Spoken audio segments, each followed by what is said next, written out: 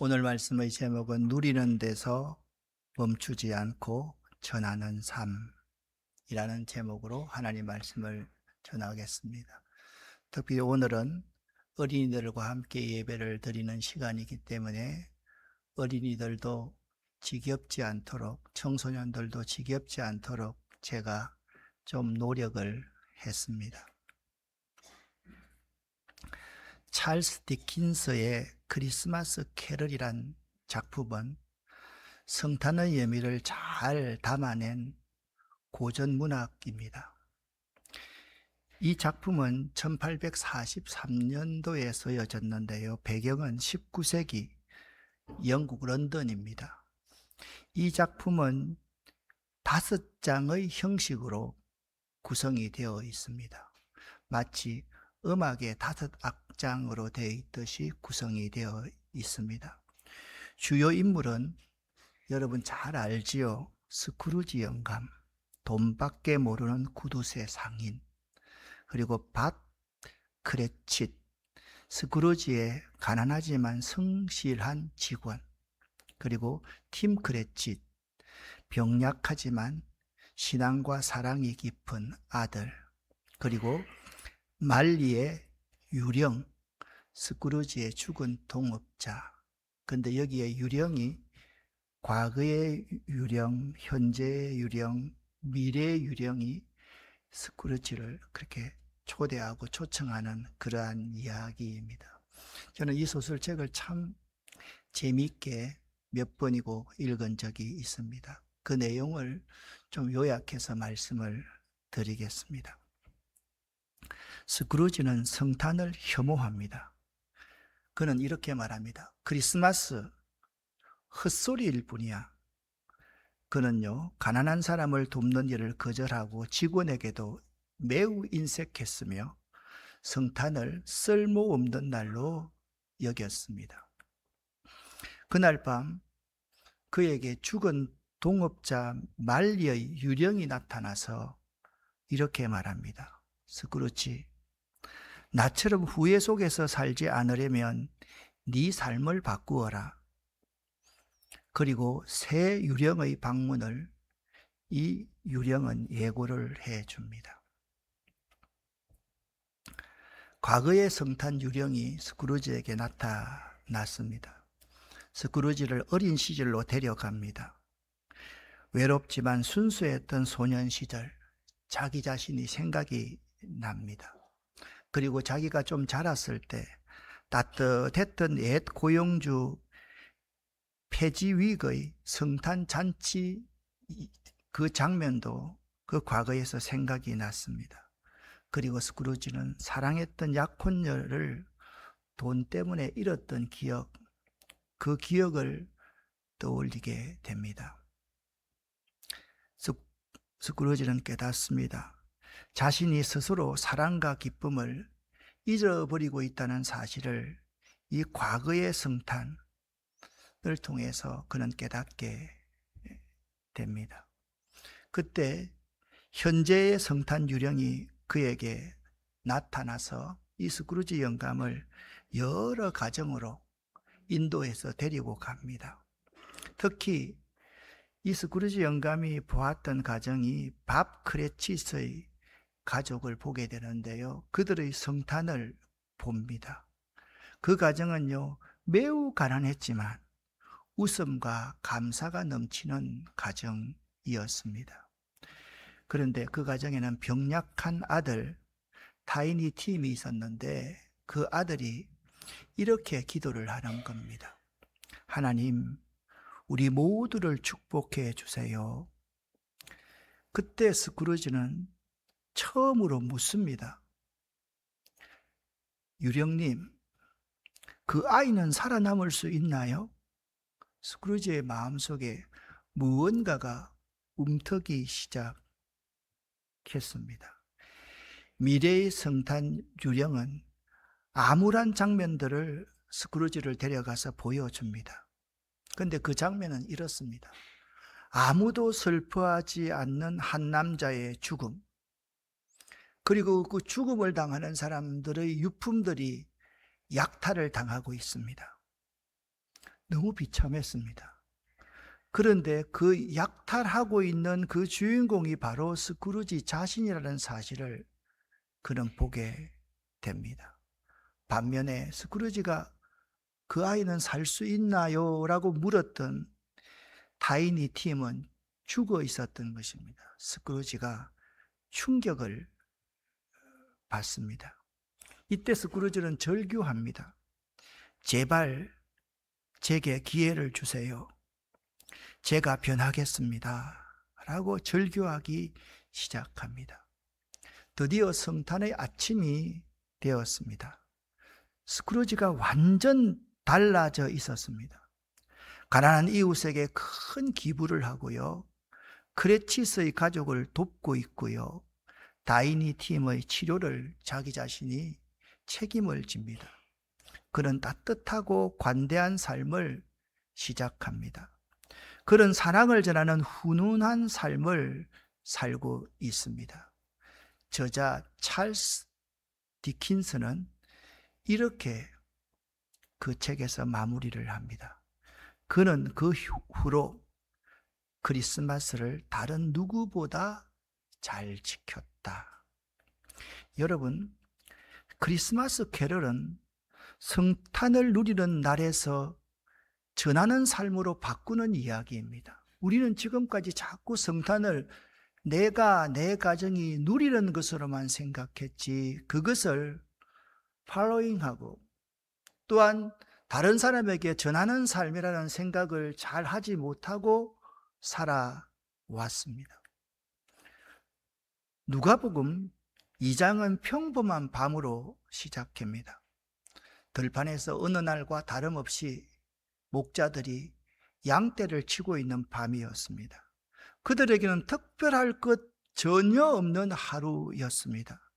그런데 갑자기 하나님의 영광이 그들을 둘러 비추고 천사가 나타나자 목자들이 두려워하기 시작합니다.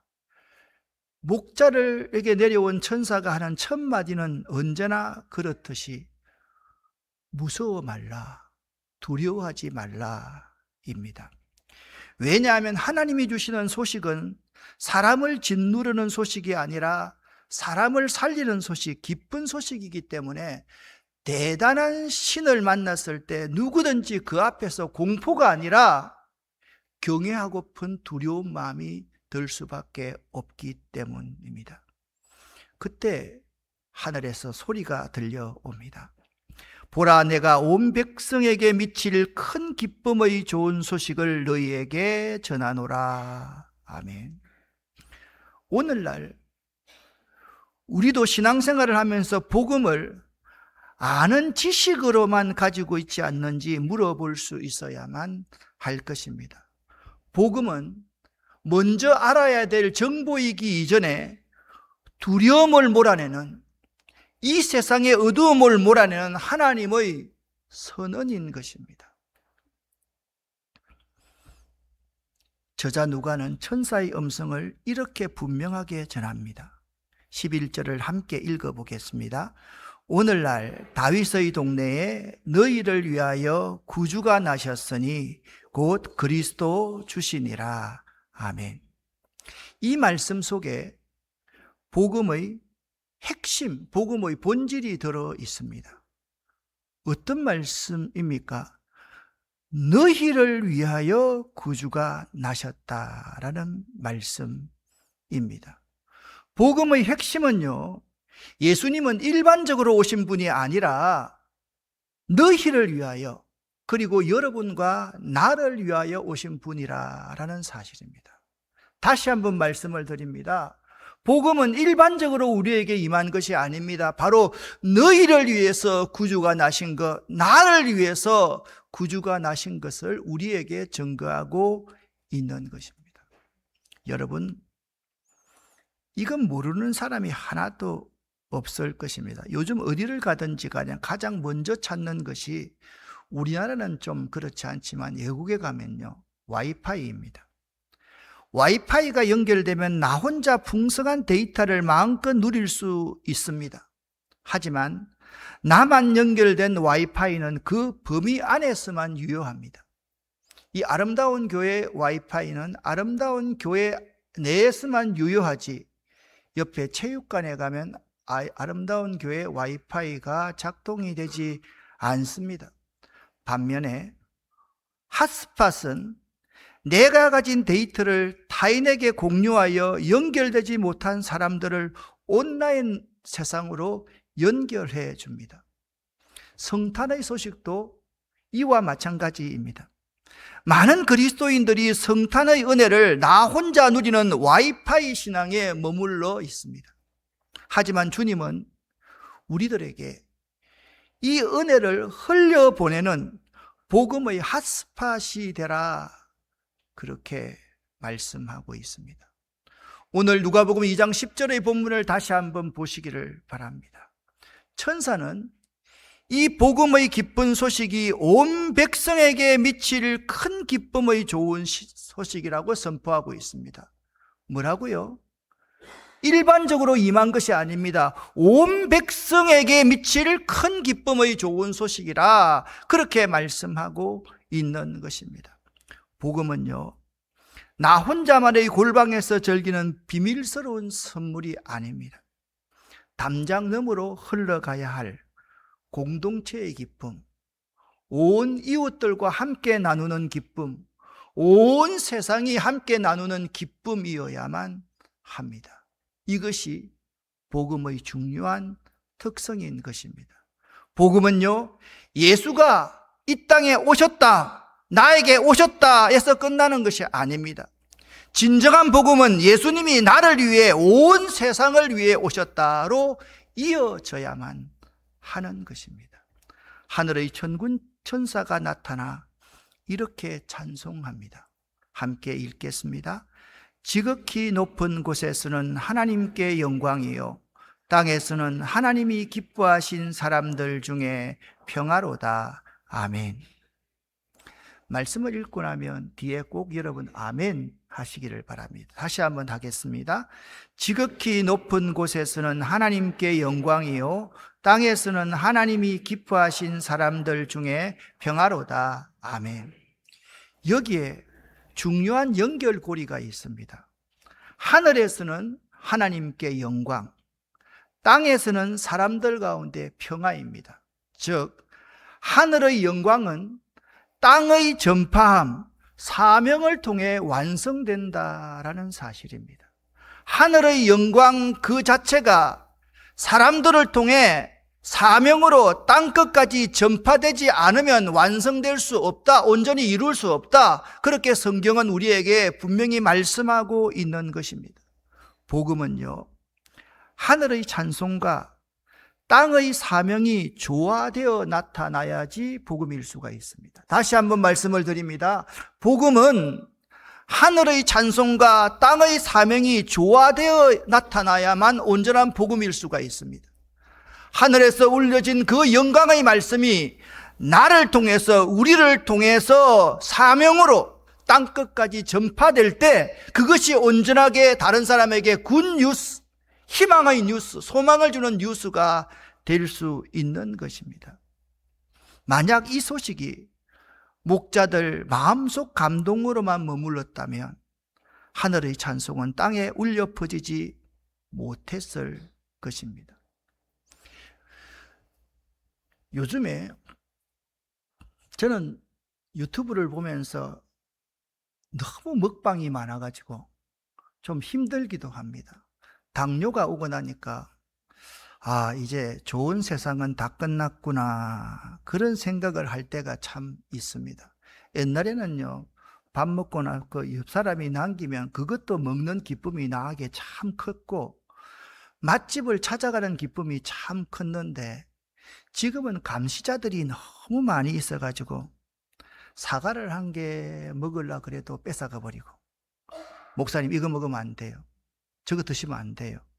그런데 여러분, 정말 맛있는 식당을 발견하면 시키지 않아도 SNS에 사진을 올리고 친구들에게 가보라고 권합니다.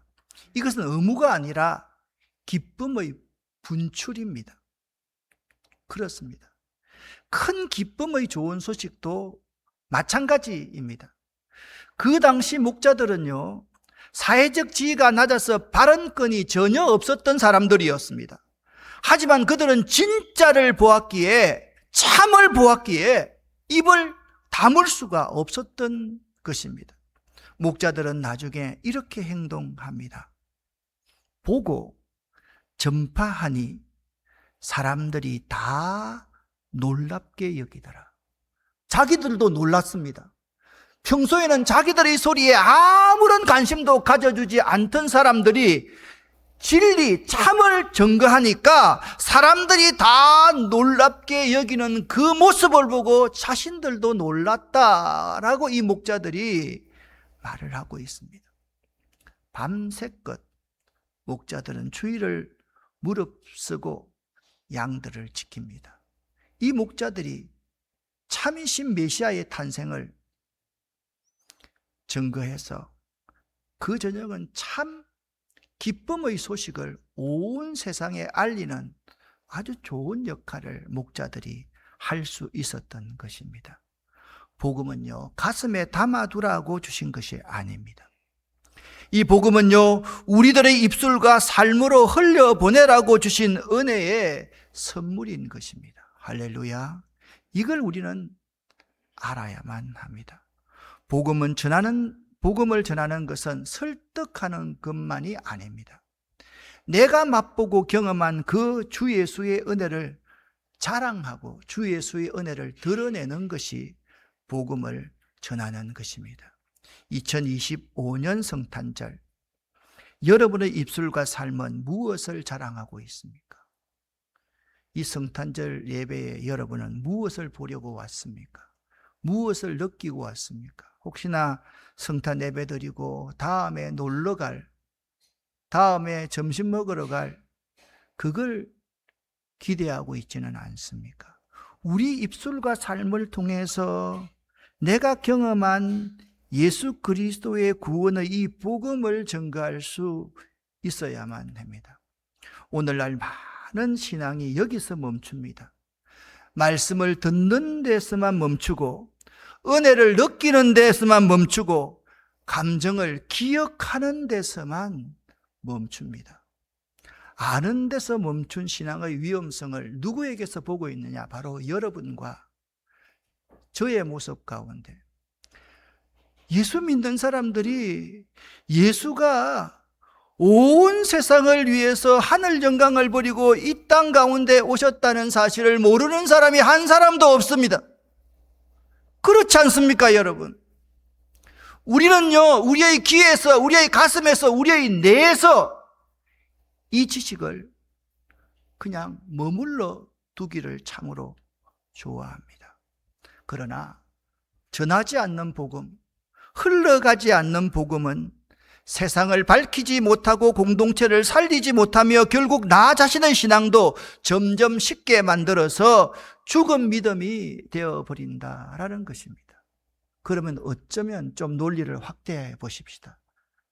우리가 이 복음을 내 귀 속에서만 듣고 내 가슴 속에만 머물러 두고 내 뇌 속에만 저장해 두니까 우리 스스로가 마치 사해처럼 새로운 물이 공급되지 않으니까 죽어가고 썩어가고 있지 않는지를 한번 생각해 보자라는 말씀입니다. 영국의 한 부자가 가난한 친구에게 그액의 수표를 성탄 카드에 넣어 보냈습니다. 몇 달 후에 그 가난한 친구 집에 가보니까 그 수표가 든 카드는 액자에 넣어서 친구가 나에게 이 카드를 보냈어 벽에 걸려져 있었습니다. 친구는 이 수표의 가치를 모르고 단지 친구가 보낸 예쁜 카드로만 여겨서 여전히 가난하게 살고 있었던 것입니다. 선물을요, 뜯지 않는 채로 두지 마십시오, 여러분. 복음의 선물을 여러분 귀에만 두지 마시고 여러분 가슴에만 저장하지 마시고 여러분 뇌에만 저장하지 마시기를 바랍니다. 성탄의 이 복음은요, 액자에 넣어 감상하는 장식품이 결코 아닙니다. 그 수표, 그 놀라운 소식을 현금으로 바꾸어서 삶으로 바꾸어서 내 삶의 결핍을 채우고 누리는 삶을 사는 것이 이 복음의 본질입니다. 그리고 옆집에 굶주린 이웃에게 그 수표의 가치를 알려주고 나누는 것이 바로 성탄의 본래적인 의미인 것입니다. 전하는 삶은 그리 거창하지 않습니다. 매우 단순합니다. 우리가 이것을 매우 거창하다, 복잡하다, 어렵다라고 생각하기 때문에 전하지 못하는데요. 그렇습니다. 목자들이 전한 방식을 한번 생각해 보십시오. 그들은 설교자들도 아니었습니다. 그들은 배운 것도 없었습니다. 사회적 지위도 매우 낮았습니다. 그들이 전한 본류는 무엇입니까? 바로 이것입니다. 우리가 보고 들은 것을 말했을 뿐이다. 따라합시다. 내가 보고 들은 것을 말했을 뿐이다. 이것이 단순한 복음 전파의 원리입니다. 내가 보고 들은 것, 그것을 전하는 것, 그것이 복음의 생명력임을 우리는 알아야만 합니다. 오늘 우리에게 요구되는 전파도 마찬가지입니다.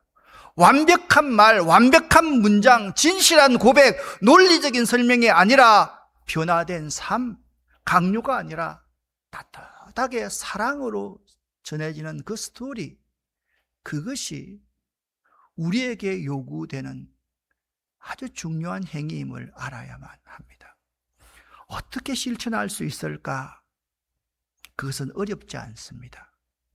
내 주변에 오늘부터 가장 지쳐 보이는 동료에게 커피 한 잔 건네며 당신이 내 곁에 있는 것이 참 소중하다는 걸 내가 알고 있어요 라고 말해 주십시오. 당신이 당신의 어깨를 나에게 조금 빌려주시니까 제가 너무 당신 때문에 감사하고 있어요 라고 한번 말해 보시기를 바랍니다.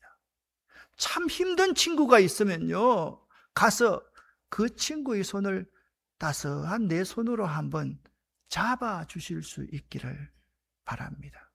그러니까 어렵지 않습니다. 따스하게 손 한번 잡아주기. 그렇습니다.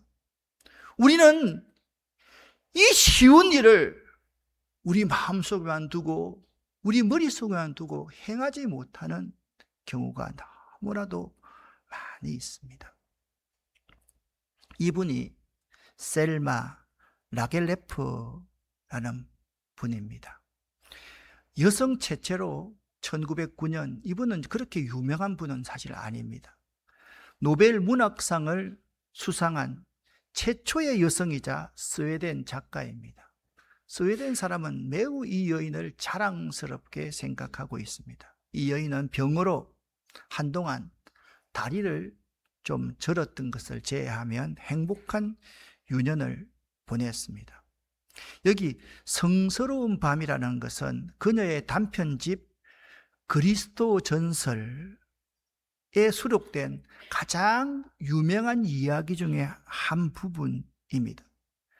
이 셀마 라겔레프는 어릴 적에 할머니에게서 들었던 이야기, 그리고 전설과 민담을 바탕으로 한 상상력 풍부한 작품을 써내려 갔습니다. 이 모든 기적을 지켜본 양치기는 남자를 따라가서 베들레헴 외딴 동굴에 이릅니다. 그곳에서 추위에 떨고 있는 아기 예수와 마리아를 봅니다. 자, 여러분, 제가 지금 요게 좀 헷갈렸는데요. 이상하게 한 남자가 이 이야기를 그냥 제가 해드릴게요. 한 남자가 산모가 한 사람이 있었습니다. 그 산모가 너무 춥게 있었기 때문에 불꽃을 구하러 나섭니다. 불꽃을 구하러 나서는데 동네 아무 집에 가가지고 불꽃 좀 빌려주십시오 라고 이야기해도 아무도 문을 열어주지를 않는 거예요. 다 문전박대를 해버리는 거예요. 그런데 어느 멀리 떨어져 있는 곳에 양치기가 있었습니다. 그 양치기에 가가지고 불꽃 좀 달라고 말을 하려고 하는 순간 이 양치기가 매우 화를 내면서 이 사나운 개를요 풀어놓고 이 불꽃을 빌리러 온 이 남자를 쫓아내려고 합니다. 그런데 이상합니다. 이 사나운 개들이 있잖아요. 이 불꽃을 빌리러 온 이 남자를 보는 순간 양같이 순해지는 거예요. 꼬리를 막 흔들면서 이 불꽃을 빌리러 온 이 남자를 환호하고 좋아하는 거예요. 양치기가 아주 놀랐습니다. 이런 일이 어떻게 일어날 수 있을까? 그런데 그 양치기가 보니까요, 맨발로 불꽃 위를 밟고 온 거예요. 그게 양치기의 눈에 보였던 거예요. 그런데 발이 하나도 상하지가 않고 그 불꽃 위에서 이 남자가 자기에게 걸어오고 있는 그러한 모습을 보게 된 거예요. 그리고 이 불꽃을 담아갈 그릇이 없으니까 자기 옷에다가 이 불꽃을 이렇게 담았는데요, 옷이 전혀 타지 않는 거예요. 이 모든 기적을 지켜본 양치기는 그 남자를 따라가기 시작합니다. 그 남자가 인도한 곳이 어딘가 하면 베들레헴의 외딴 동굴에 이르게 됩니다. 그곳에서 추위에 떨고 있는 아기 예수와 마리아를 본 순간 그 남자는 굉장히 충격을 받게 됩니다.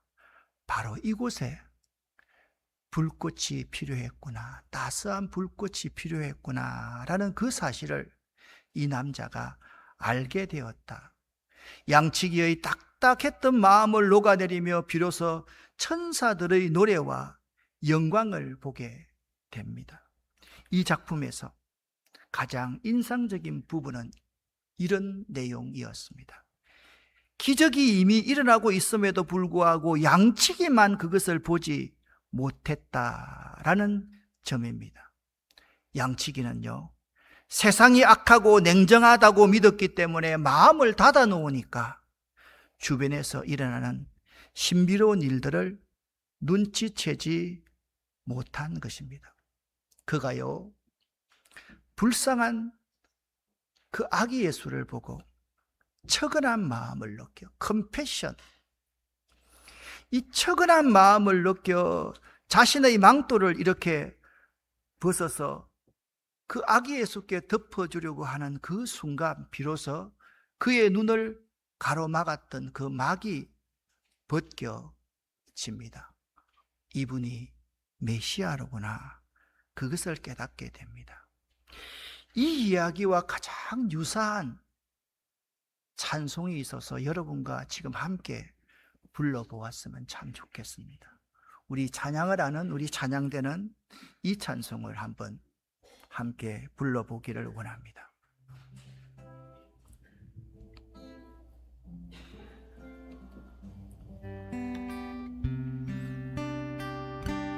작은 불꽃 하나가 큰 불을 일으키며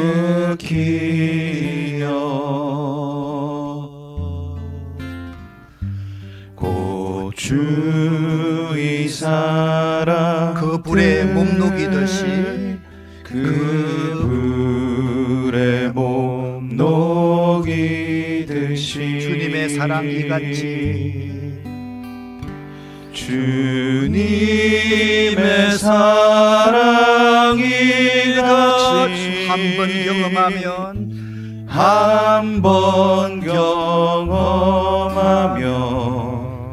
그의 사랑 모두에게 전하고 싶으리. 3절 넘어갑니다. 친구여 당신께 이 기쁨 전하고 싶소. 이 기쁨 전하고 내주는 싶소. 내주는 주는 당신의 의지할 구세주라오.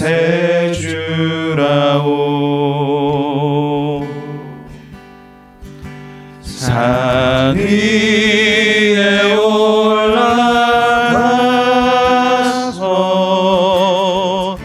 세상에 외치리.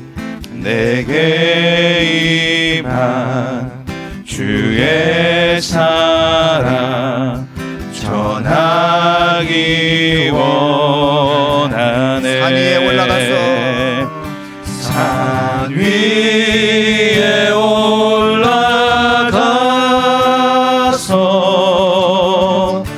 세상에 외치리. 내게 임한 주의 사랑 전하기 원하네. 한 번만 더. 산 위에 올라가서 세상에 외치리. 내게 임한 주의 사랑 전하기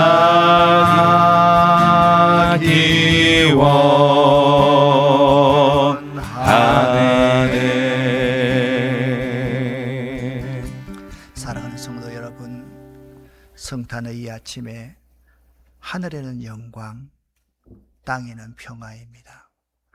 하늘에서 선포되어지는 이 귀한 생명을 살리는 복음이 우리에게 사명이 되어서 우리가 땅끝까지 주의 복음을 전해야겠다. 이런 마음을 여러분 꼭 가지시는 이 성탄절 될 수 있기를 예수 이름으로 간절히 축원합니다. 기도하겠습니다. 하나님 아버지여, 이제는 누리는 데서 멈추지 않고 전하는 삶, 사명자의 삶을 살 수 있도록 도와주시옵소서. 예수 그리스도 이름으로 축복하옵고 간절히 기도 올립니다. 아멘.